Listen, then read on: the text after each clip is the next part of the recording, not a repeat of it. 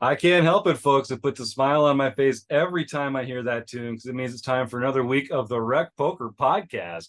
I'm your host, Jim Reid, Bluffsterini in the home game and at Rec Poker Jim on the hellscape we call Twitter. And I have the best freaking job in the world talking poker with my friends here on the Strategy Forums edition of the podcast every Monday night while we steal each other's chips in the free nightly home game. We're going to be talking about that home game a little later on tonight. But first, I have to mention, we're brought to you by the Running Aces Hotel, Racetrack, and Casino. They are the official sponsor of the Rec Poker Podcast, and they're located less than an hour north of the Twin Cities in the beautiful state of Minnesota. You can find out more about them by going to runaces.com. Now, most of what we do here is free at Rec Poker. We're a largely volunteer-based organization, so we really depend on the support of our sponsors and from our premium members. Joining is free. You can do a lot with a free community account here at Rec Poker, but you can really take your game to the next level by joining our premium membership, and you can get your first month for only $5 by using the code RecPoker at checkout. Now, they let me host the show on Mondays, so you get used to hearing my voice around here, but I am just one man, one small cog in the Rec Poker machine. It takes a group, a gang, a crew to make all the magic happen around here. We call this group of wizards the RECing Crew. If you want to find out more about me or the rest of the RECing Crew, you can go to rec.poker/crew, or you can just listen up because you're going to meet a few of them right here tonight on the air, starting with our own Rob Washam. Yeah, I'm Rob Washam, and you can find me as Rabman50 just about everywhere. On the first and third Wednesdays of every month, I help host a book study. And this month well, I shouldn't, never No, mind. this will come out a little later, but we're going to This be will doing come out later. We'll be reviewing But a anyway, great first book. and third Wednesdays of every month, join me for the book study. And I'm Taylor Moss. You can find me on Twitter at Taylor_Moss or as Gopher Boy TJM in the Rec Poker home game, which I stream live on Twitch on Wednesday evenings. So come check us out at twitch.tv/RecPoker. There you go. Just got a couple RECing Crew members in the booth tonight. Like I say, find out more about myself and Roger and Taylor and all the rest of the RECing Crew members at rec.poker/crew. And while Roger? you're over there, sorry, what's that, Rob? Who's Roger? Did I say Roger? Oh, it's a late night over here, folks. You can also find out about Rob, who's an actual person who exists here on the RECing Crew. I was probably thinking about Roger Schutte and all the fantastic work that he does as a volunteer here at Rec Poker to help with the post-production aspects of the podcast. If you ever see Roger Schutte out there live in the wild, buy that gentleman a beer and tell him thanks for all the work you do for Rec Poker. So thank you, Roger. I know you're listening. We really appreciate all your help. And you're definitely an honorary member of the RECing Crew, which is definitely what I was doing there in my brain. So anyway, while you're over on the website checking out the rec.poker/crew page, you can also head over to rec.poker/forums because that's where you'll find our long form strategy forums. So there's all sorts of great conversations in there about hand histories, mental game, preparing for travel, regional changes in poker. Like, if there's something interesting about the poker world, you can find a post about it here at the Rec Poker forums, which are free to join. So do come and check it out. One of the things that we love about the forums is we pull these fantastic questions, these strategy posts, and talk about them here on the air. So this is one from Kili19341. Is their username at Rec Poker. I know this is Rich, who's been an active member here for quite a while, plays in the home games, is a eager participant in the book study with Rob and some other fantastic features of the Rec Poker Premium membership. And they've got a question from a home game recently, down to 11 players with 7 to be paid.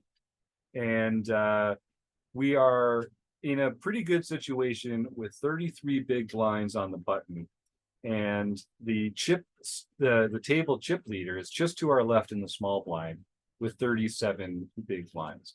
Now, Rob, when we were talking about what forum post to use on the show tonight, you said that this one kind of jumped out at you. Why don't you sort of take us through Rich's introduction to the post and just share some of the details that you thought were interesting about the write-up? Okay, one of the things that caught me right away was, hey, it's from our Rec Poker home game. which is kind of cool because then there'd be a lot of people that, in our community that would have been able to witness this or have been part of this hand. So it's kind of interesting to actually review a hand other than from a WSOP or something where, very few people that we know would actually be there. So this is kind of fun. Anyway, a couple things. He talked about, how many chips everybody had in each of the positions, and that's great. He did mention though that he was card dead for a couple of orbits and had lost the chip lead. And my first thought when I read that was that really doesn't matter. It doesn't matter how you got there. What matters is where you are right now. So rather than thinking about, oh man, I just lost a chip lead, I want, that cannot come into the decision-making process that you're making in this specific hand. So that was one of the first things that jumped out at me. And I was a little pet peeve of mine maybe, but I think it's important to focus on the current situation regardless of what happened in the past, other than the reads that you have on the other players. Anything that you've noticed that the other players have done, whether they were overly aggressive, overly passive, things like that matter in today's hand. But how many chips you had the last hand doesn't matter in this hand. So he talks about the under the gun open for 3 big blinds. Now, another another nitpicky thing, under the gun, there's only 6 players at this table. So there is no under the gun according to Rec Binkley, right? That's right. According to Get Rec Binkley. Eric Ginn out here and talk about what some positional names are. Exactly. We're actually in the low jack. The first player to act in a 6-handed game is the low jack.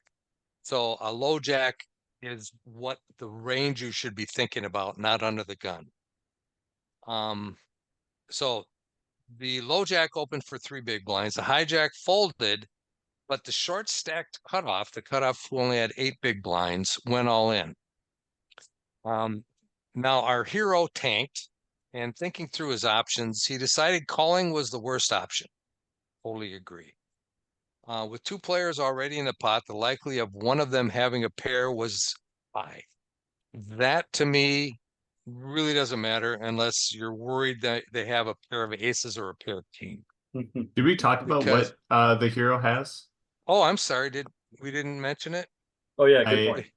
Yeah. The hero has ace king offsuit. He's got ace of diamonds, king of clubs. So I'm sorry, I should have mentioned that.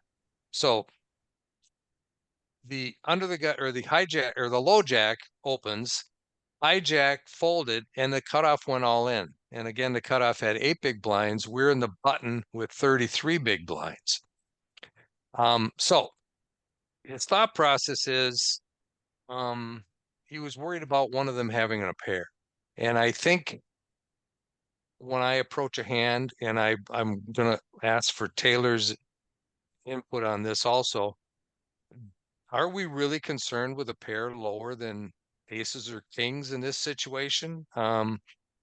This to me seems like a coin flip type situation. So I'm not really worried about pairs. So I'd like to hear what Taylor has to say.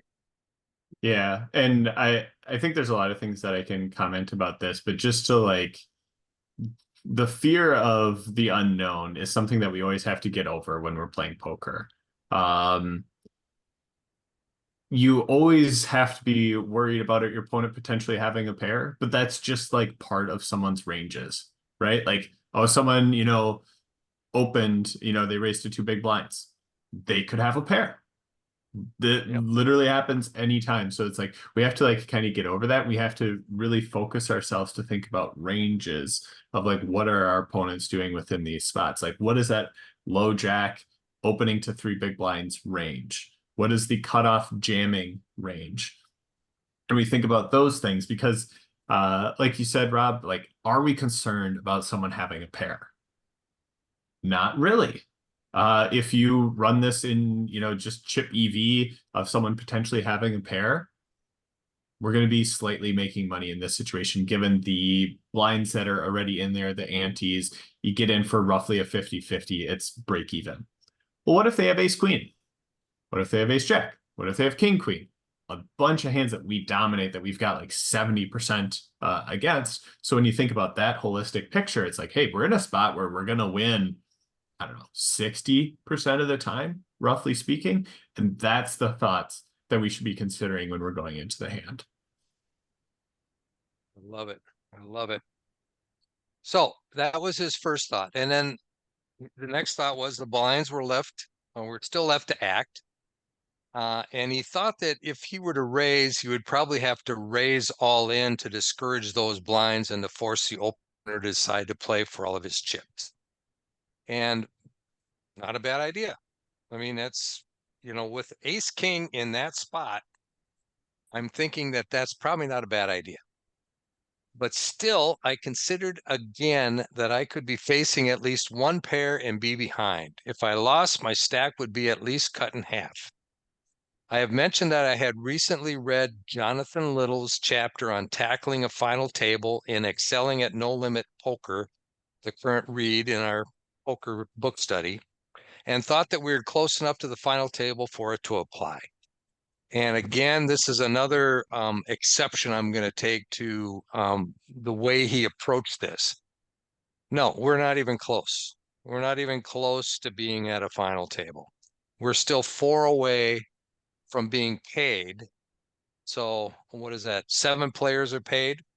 So we're still 4 away from there. And we are the second chip leader at our table. We have no reason to worry about ICM at this moment in time.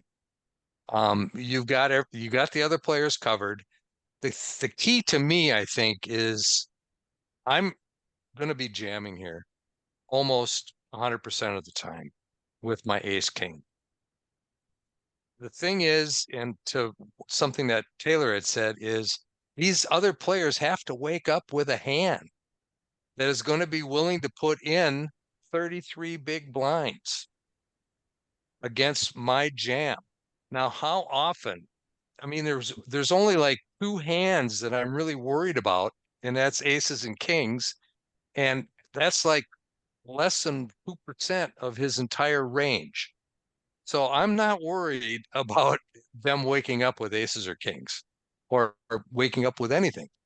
If they decide to come along, they decide to come along. But 9 times out of 10, they're going to be gone. Or actually, I should say 99 times out of 100, they're going to be gone. So that's kind of the thoughts that I had as I read this post. Yeah, one thing to like call out a bit, because they quoted Jonathan Little's book, essentially talking about ICM. I think there's one thing to be like really important about this is like in our home game, it's for play chips. It's kind of like fake ICM. Like there's the thought of like winning play chips and 7 players being paid. But I think if you talk to a lot of people in our home game, it's really just kind of like, did you win or did you not? So that's the ICM pressure that everyone is under. If this were a real situation, like a daily at a casino or something like that, I think we should like consider like where we're at, because there's 11 players left, 7 get paid. So we are kind of at a spot where we do have to be worried about busting. I do agree with Rob, though, that we shouldn't be too worried about ICM in this spot. With us being second in place in chips at the table, a lot of the people in the hand have less than half of our chips. So if we do lose this and we do take a hit, we're still like not in that bad of a spot. If we lose this, we're going to be left with 18 big blinds. I don't know about you, but I'm fine playing 18 big blinds, later in a tournament. It's totally all right, chip stack to be in. So I think that's kind of one thing to be aware of is like, there could be some situations with ICM. This one, I think for all intents and purposes, as we kind of evaluate ranges and stuff like that, there really is no ICM kind of in this spot. And I think that's one point I want to emphasize here, that the final table, we're only 2 players away from the final table, but that's actually kind of a false bubble. It's a fake bubble. because the money bubble is until you get down to 7 players, and we still need, you know, a third of the current field to bust before we get down to that magic number of 7. So it is cool to make final tables, and it's not like there's zero value, but when it comes to the kind of expected value that we're talking about in poker, it's a fake bubble. It doesn't really matter to your ROI if you make the final table or not. And I think for recreational players in particular, we want to make final tables, so we like prioritize that. We'd much rather bust in 9th than in 10th, but when the money doesn't start till 7, it's just not that important. The one worst case scenario, and I think, you know, this is probably on Rich's mind, is that the one player at the table that covers them is to their left. Every once in a while, Rob, it's like, you know, 0.45% of the time. In fact, it's exactly 0.45% of the time. They're going to wake up with pocket aces, and we have an ace, so it's actually less frequently than it would normally be. But that's really the only situation that we hate, because they cover us. They could wake up with a hand, and we could lose our whole stack there. Rob and Taylor, how do we weigh in the possibility of that happening? Because it is possible, and we would feel dumb if we shoved with ace king here and got snapped off with aces. Is it just that it doesn't happen frequently enough that it should factor into our thinking? Taylor, you unmuted first there. Yeah, it's not going to happen a lot. I think we all have to just like come to reasons with ourselves and mentally and kind of go through these different things. Is like, am I all right losing ace king to aces in a poker tournament? And my answer is yes, I'm all right with that. If I get it in pre-flop, I'm all right losing ace king to aces. Like, it's just going to happen sometimes. And by saying that answer, I also am getting myself into situations where I'm going to be all right getting ace king against ace queen, and being in that situation that's positive for myself. I'm also going to be all right getting ace king in versus ace jack, and I'm all right getting ace king versus jacks and tens for flips. And it's just like something that I'm going to be all right with. Like, it's one of those hands that I'm okay going bust with if it comes down to pre-flop action. And the thing is, it sounds like, oh, okay, you have to worry about aces, but it's like, there's 3 combinations of aces. If we hold one, there's 3 combinations of aces. But how many combinations of like ace queen exist out there? We block 1 ace, but I believe that leaves 12 combos of ace queen out there for us. So 4 times as likely that someone could potentially have ace queen in the spot than it is for them to have aces. So I'm going after those types of situations, and I'm totally all right risking my chips in the spot. Yep, I love it. Rob? Excellent. Yeah, and I think to that point, what we need to be looking at is, and Taylor said this earlier, yeah, he could have a pair, but what is his entire range?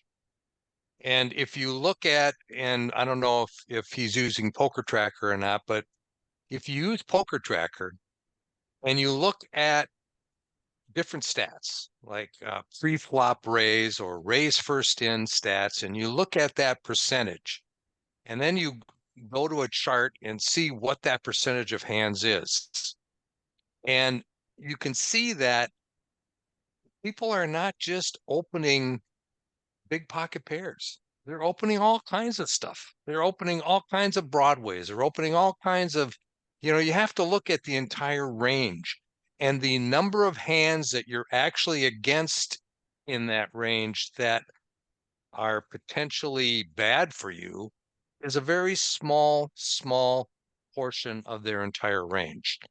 And so I want people to start looking at the range of your opponent when you're making a decision. I see a lot of posts, people talk about, well, I need to defend like this, I need to defend like this percentage, but why?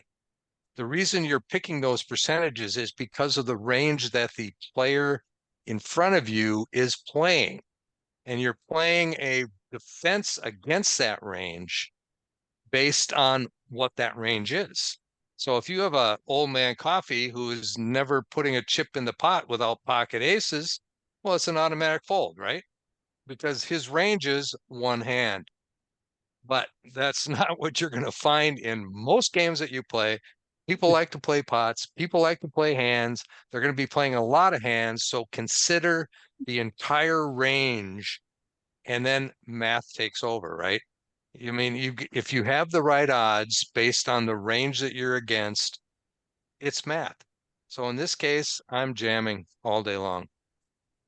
And, Yeah, that's where I was Taylor. gonna bring the topic to, because I think it is an interesting spot that I think people misplay. Like, take out the fact that we've got ace king, but just kind of put us in this position where low jack opens off of 15 big blinds to 3 big blinds, and then we have cutoff jam for 8 big blinds. And then we're on the button with 33 big blinds. What should our play be generically from this spot? And to me, it's a very clear option. Not just with ace king, not with other hands, but almost like our entire playing range that we're going to go with here, that a jam is highly profitable in this situation. So if we think about it, like the cutoff jam for 8 big blinds, there's another 2.5 from big blinds in the pot from the big blind, small blind, and the ante. And then there's 3 from the opener. So we have the potential of, if we jam and everyone else folds, including the opener, to put in 8 big blinds and play for 20 or so big blinds. Like, those are great odds for us if we get a fold. Hypothetically, the next worst situation is that the under the gun player calls also. They had 15 big blinds, but now we're playing a side pot for 14 big blinds versus the original opener, which, if we win that, we break even on the hand. And then we're kind of, seeing if we could potentially win versus the other third player. So we have to consider those different things. The worst situation is someone behind us wakes up with a hand. And we talked about that, what if the small blind has aces? What if the big blind has aces? Those types of things. But a jam from us is going to limit the range that they can play and kind of force them to only have some of those strong hands. So we really play this in a strong way, and in a way that, like, mathematically really helps us out, where if we do get other folds, like, we're just getting ourselves into spots where we don't have to win all that often versus a hand or opponent that probably has a relatively wide range with that cutoff 8 big blind jam. So I think a lot of people miss this in terms of, like, calls or folding too much because of the situation with the under the gun player. But, like, if we have a strong hand, it makes a really good spot for us to jam. And you guys have both mentioned sort of like the math of poker. So I don't like to talk about math on the podcast live very often, but I promise I'm not going to do any calculations. I'm just going to talk about some numbers that are important when it comes to poker. So if you think of your hand range as being 100% of all the hands that you could get dealt, so that's 1,326 combos of suited, paired, and offsuit hands. So that's 100%.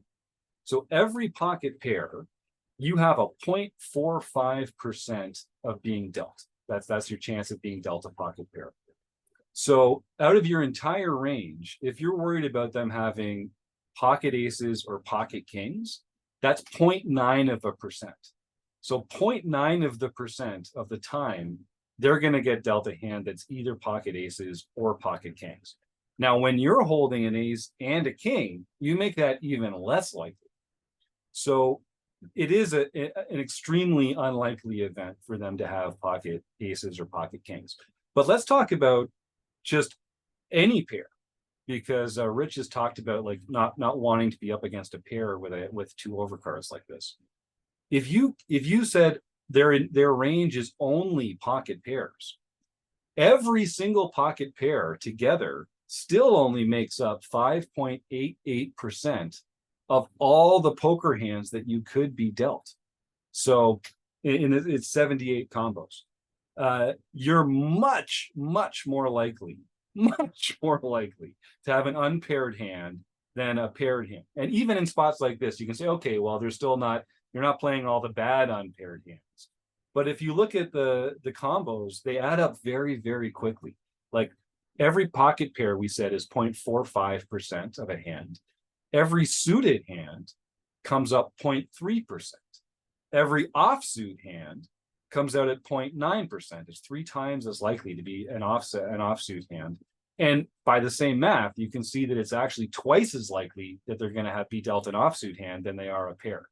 So much more quickly than you might think intuitively, these ranges fill up with unpaired hands. Broadway hands, ace king, ace queen, ace jack, king queen. Like just those hands, you've already, their range is already weighted towards hands that you are dominating with ace king than towards the hands that you're behind in the pocket pairs. So that's really important. But let's also talk about what's a good scenario or a bad scenario for you when you're holding ace king and your opponent has a pair.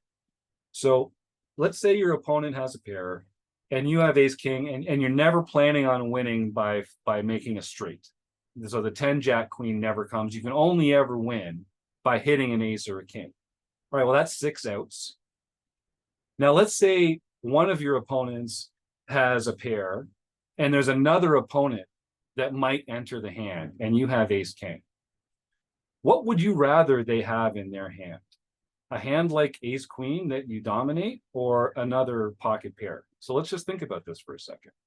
If they have another pocket pair, you have the same number of outs that you had before. If you hit one of those 6 outs, you're going to win the hand, but you're going to win a hand that had 2 player stacks in it instead of just having 1 player stack. And in fact, if you look at it, I use Equilab for this because it's a fantastic free resource at pokerstrategy.com. If you run the equity for ace of diamonds, king of hearts versus pocket jacks, ace king has 43.15% equity in a vacuum.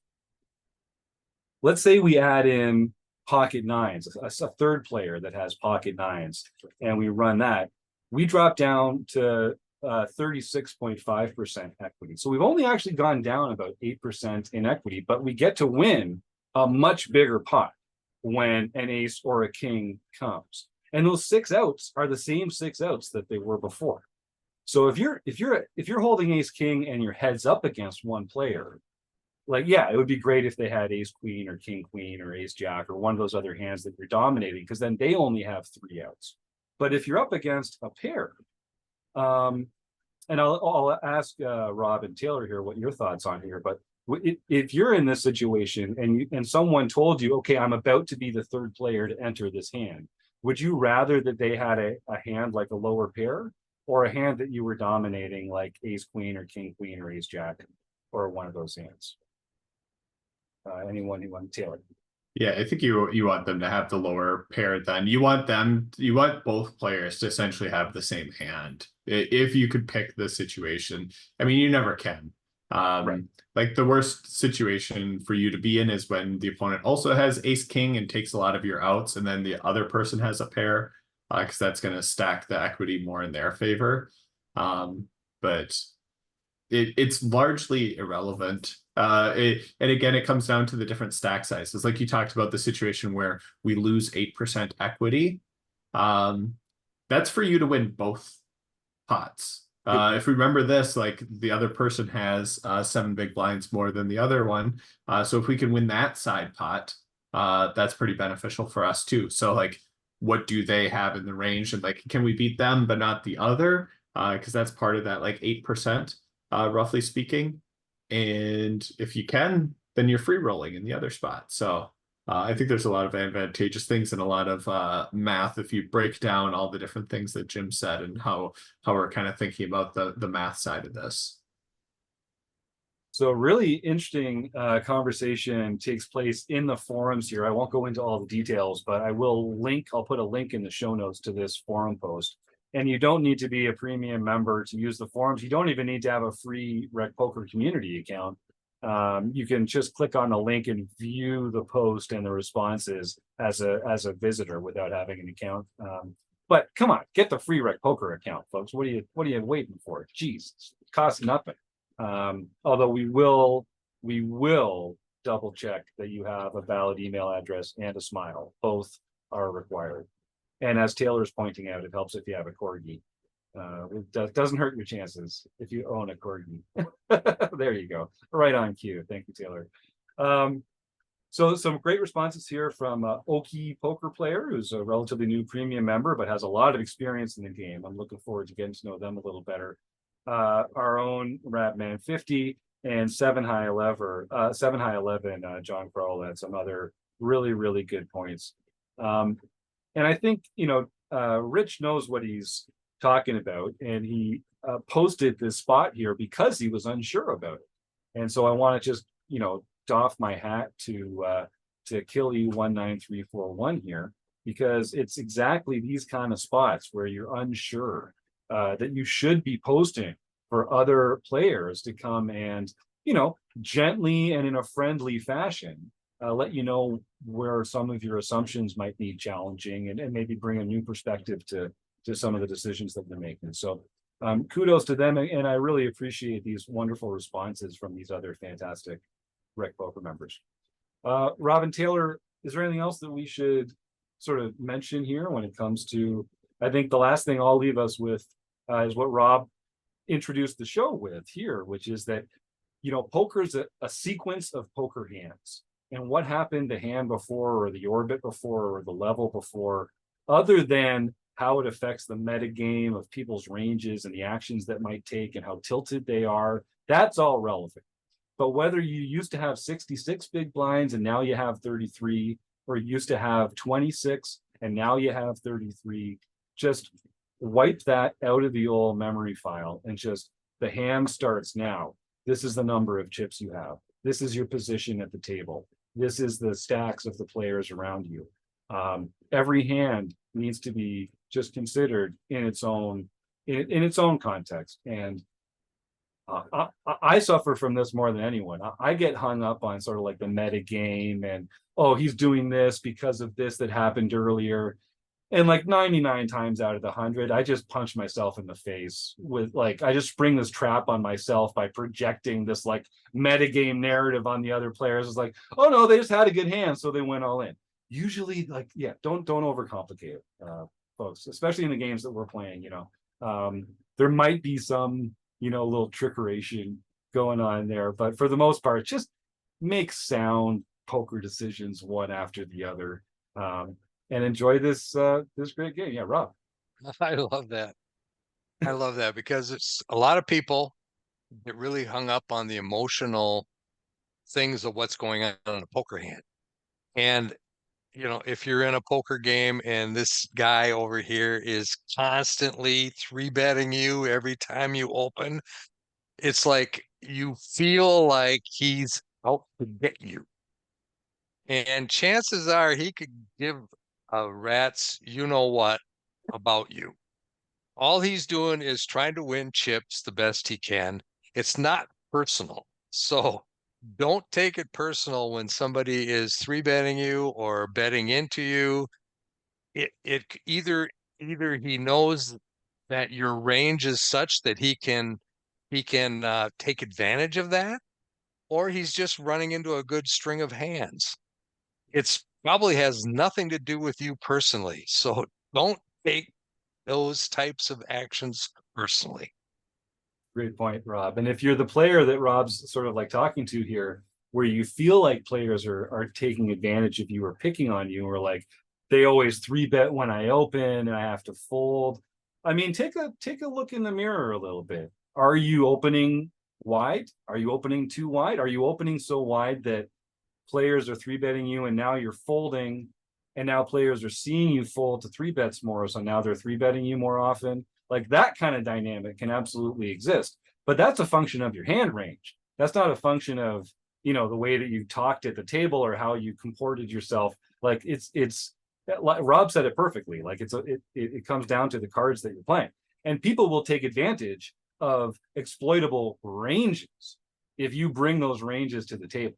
But most of the time, we're not picking on you because you like showed weakness or something like that. But yeah, so one hand at a time, try and focus on what's important, and just make good poker decisions one after the next, and you'll go far. And I know Rich, is a thoughtful player here, and was put in a difficult position, but they're definitely thinking about the right things. They're paying great attention to the other players and the stacks at the table.